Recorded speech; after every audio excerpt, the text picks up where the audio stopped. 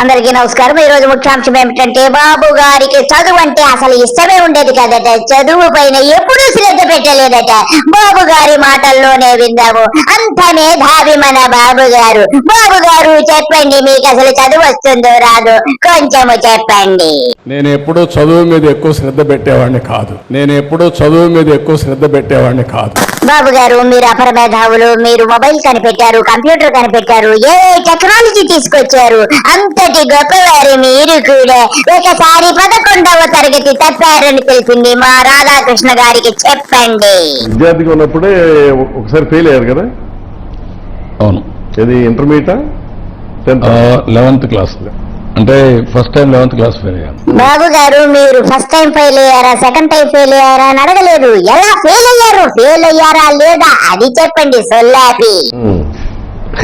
అక్కడి నుంచి మళ్ళీ తిరుపతికి వచ్చి తిరుపతిలో 11th క్లాస్ పాస్ అయ్యి దెన్ పియూసీకి ఎస్ యూనివర్సిటీ. అంటే అసలు ఎంత ఫెయిల్ అయ్యారంటే అప్పుడేంటి ఎంత గాలి తిరుగుళ్ళు ఉండేయా? రాధాకృష్ణ గారు ఎంత అమాయకంగా అడుగుతున్నారు. గాలి తిరుగుళ్ళు ఉండేయా? ఆయన తిరిగేది గాలి తిరుగుళ్ళే కదా. ఆయన క్లాస్మేట్ ఒక ఆయన రామకృష్ణారెడ్డి గారు ఆయన గురించి అంతా నాకు చెప్పారు. అంటే కొంచెం అప్పుడు గాలి తిరుగుడు కొంచెం ఈజీగా తీసుకున్నాడు. అప్పుడు తర్వాత చదువులో 1 month బాధ చదివాడిని, పరీక్ష కాలంలో మాత్రం బాధ చదివాడిని. అప్పుడు పాలిటిక్స్ చేశారు. బాబు గారు, సంవత్సరం అంతా గాలి తిరుగుళ్ళు తిరిగి 1 నెల మాత్రమే చదివి ఎంత అపార మేధస్సు మీ సొంతమైంది బాబు గారు. మిమ్మల్ని తలుచుకుంటుంటే నాకు కన్నీళ్లు ఆగడం లేదు. ఇకపోతే తమరు మందు కొట్టేవారని తెలుస్తుంది. కొంచెం రాధాకృష్ణ గారికి చెప్పండి. స్టూడెంట్ డేస్ ఏంటంటే సరదాలు ఎక్కువ ఉంటాయి కదా అందరికి. మీకు ఏ సరదాలు అప్పుడు మీకుండే? మీరు మందు పెట్టేవాళ్ళు అప్పట్లో? మీకు ఏ సరదాలు అప్పుడు మీకుండే? మీరు మందు పెట్టేవాళ్ళు అప్పట్లో? ఇప్పుడు సీరియడ్ తాగటం, ఒకసారన్నా సీరియడ్ తాగటం, ఒకసారన్నా బ్యూరో ఏదో తాగటం, ఇవన్నీ స్టూడెంట్ డేస్ ఏంటంటే అది ఒక సింబల్ గా ఉండేది. బాబు గారు, మీరు చదువుకునే రోజుల్లో పెగ్గు మీద పెగ్గు వేసేసేవారని మీ క్లాస్మేట్ రామకృష్ణారెడ్డి గారు నాకు చెప్పారు. బాబు గారు, మీరు చాలా గొప్పవారని.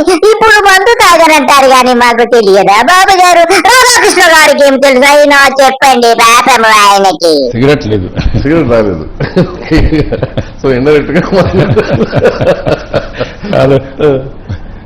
స్టూడెంట్ వేయాల్సిన వేషాలన్నీ వేస్తాం కదా. మావా ఎక్ పెగలా, అరే మావా ఎక్ పెగలా.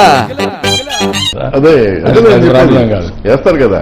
అందరికంటే ఫెరోషియస్ లీడర్ కాబట్టి ఇంకొంచెం కూడా ఒకసారి ఇదిగో బాసు మెల్లమెల్ల మెరిసే క్లాసు, అందులో 60. ఇప్పటి వరకు బాబు గారు చెప్పారు నాకు అసలు చదువే రాదని, మందు బాగా తాగేవాడిని, సిగరెట్లు ఒకటి తాగట్లేదని చెప్పాడు. కానీ ఒక మీటింగ్ లో ఏం చెప్తాడు? నాకు అసలు ఎటువంటి బలహీనతలు లేదు, నేను మందు తాగలేదు, ఏమీ తాగలేదంటాడు.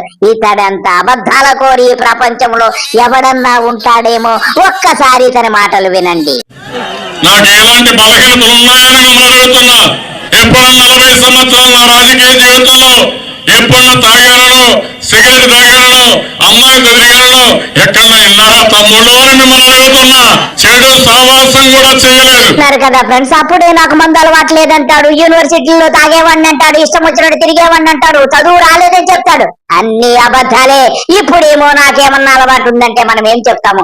ఇంత అబద్ధాల కొడి ప్రపంచములో ఎవ్వరూ ఉండరు. బాబు గారి బ్రాండ్ అంబాసిడర్ అబద్ధాలకని మనం చెప్పక తప్పదు. ఇకపోతే మన తొడల బాలి గారు వచ్చారు. బాబా బామ్మర్దులు ఎటువంటి యదవ వేషాలు వేశారు, బాబా గారు ఎక్కడెక్కడ యదవ పనులు చేశారు అన్ని చెబుతారు. తొడల బాలి గారు బాబా గారిని మీరు అడగండి.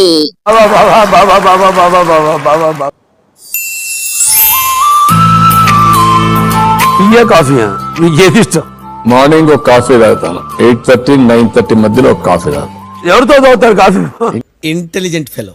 ఇంట్లో ఉన్నప్పుడు బూ ఉంటే బూతో కూర్చో తాగుతాం. అమరావతిలో ఉంటే ఇంక తోడెవరు లేరు, అక్కడ ఉండే డైనింగ్ టేబుల్ తోడన్నమాట. నేను మరీ అంత ఎదవలా కనపడుతున్నానా? ఓ మాదిరిగా కూడా కనపడలేదా? నేను చెప్పాను కదా, ఆవిడ హైదరాబాద్, నేను అమరావతి.